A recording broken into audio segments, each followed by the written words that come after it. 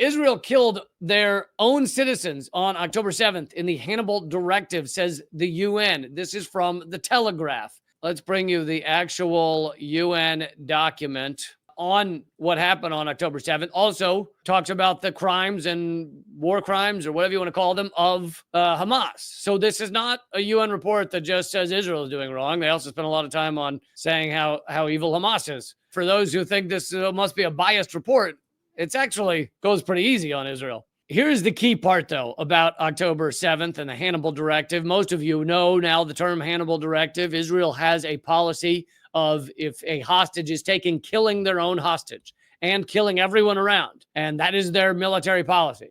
If people are being taken, just murder everyone. And they clearly did that on October 7th. The commission is aware of allegations that ISF, that stands for Israeli Security Forces, so that's kind of an umbrella term that could mean Israeli police, could mean Israeli military. Anyway, ISF used the Hannibal Directive to prevent the capture of Israeli civilians and their transfer to Gaza. Gaza. That's probably how my grandmother would pronounce Gaza back when she was around. Hey, well, you know, the Gaza. Over in the Gaza. Transferred to Gaza, even at the cost of killing them. Such allegations were made in relation to the ISF actions on the Nova site, that's the Nova Music Festival, including reports of ISF attack helicopters shooting at Israeli civilian cars, resulting in the killing of Israelis. I brought you much about that story. Hundreds of cars riddled with bullets, clearly from above. Like, the Hamas fighters were not from above. Do you understand that? The Hamas fighters had no way to shoot down on vehicles. They were standing on the ground. Maybe they were in a vehicle, like a car. But none of them were flying other than the hang gliders to get over the barrier. But hang gliders, you know what hang gliders do? They land pretty quickly after you use them. All these bullets coming down were raining down from IDF helicopters.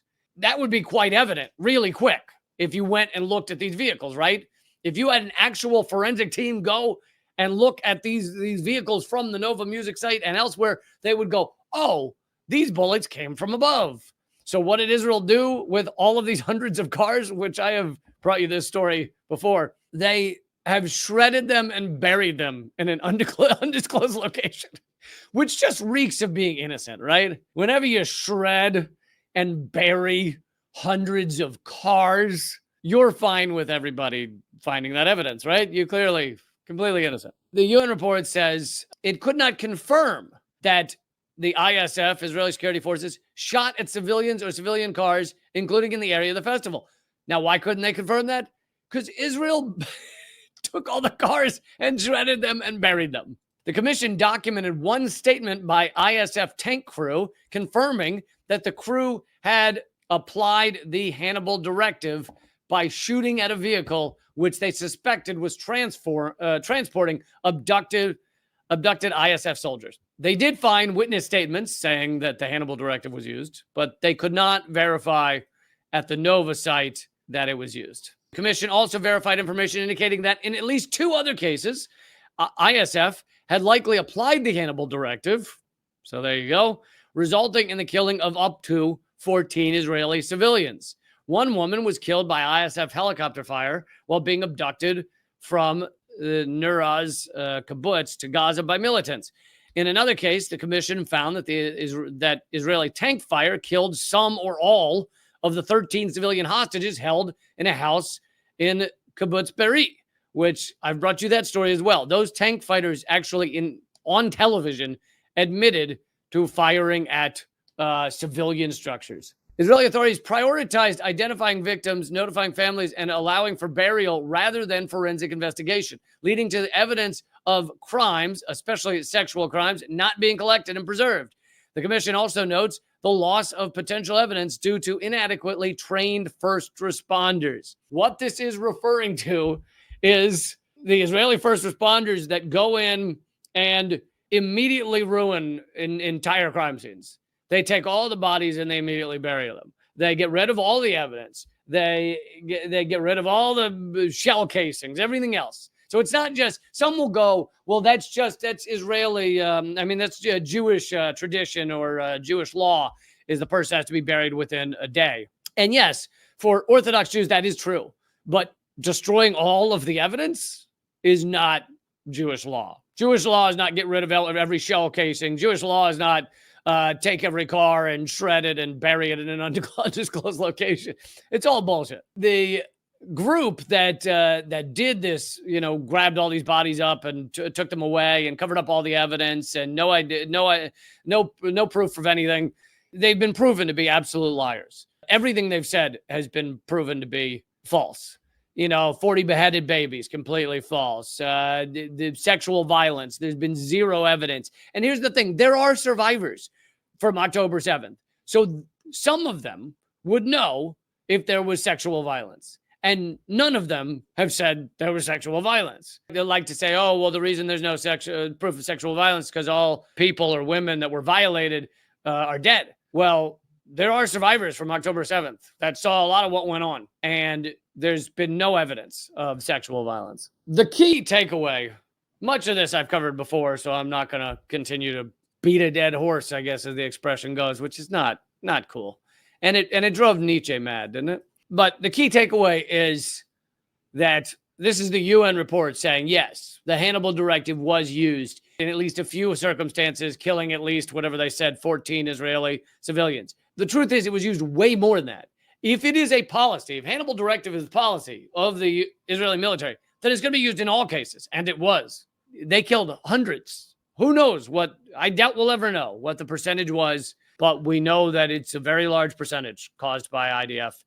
And so much of what we were told about what went down that day has been lies, just straight up lies. Nafiz Ahmed had some important points about this UN report. He's a great journalist. He used to work for Guardian, by the way, until he was covering oil politics a bit too much, and then they purged him from the Guardian. The UN's inquiry has concluded that the IDF deliberately killed over a dozen of its own civilians on October 7th as part of what is known as the Hannibal Directive. He then gets into why the Hannibal Directive was originally formulated and to prevent capture, even if it caused the death of a comrade. The Hannibal Directive was supposedly revoked in 2016 after a major scandal, but Israeli reporter Ron Bergman says IDF soldiers were told during October 7th to prevent kidnapping of Israeli citizens or soldiers at all costs.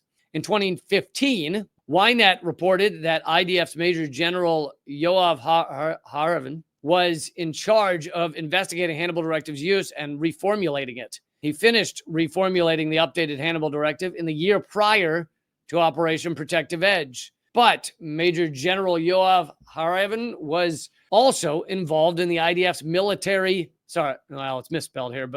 invasion of Gaza after October 7th. He is directly connected to Israeli military AI drone technology blamed for systematically killing Palestinian civilians while targeting Hamas suspects, keyword. Despite his support for IDF's Operation Swords of Iron, the IDF appointed him to reformulate the Hannibal Directive, which the UN concludes was applied. Yoav Haravan is among a network of senior Israeli military figures who institutionalized the Dahia doctrine of disproportionate violence against civilians into IDF military strategy with U.S. support, as revealed by leaked State Department cables. As you can obviously tell, Israeli policy is to murder 1,000 times the people that they lose in any given conflict. Israeli government's own legal defense reveals genocidal violence built into IDF interpretation of law of armed conflict. Quote, it cannot be concluded from the mere fact that seeming civilians or civilian objects have been targeted that an attack was unlawful. By this and here's the key takeaway. By this extraordinary standard, the IDF can claim that any amount of destruction of Palestinian civilians is lawful based on its proportionality calculations. And there is no situation in which the IDF could ever be conceived of as acting unlawfully in killing civilians. The total destruction of Gaza is considered lawful by claiming that it is necessary in the name of defending Israel. This is quintessential genocidal logic. The dire implications, it seems, also affected how the IDF dealt with Israeli citizens on October 7th. That's a good explanation of how they claim they're being lawful, when in fact they're just being awful. See what I did there?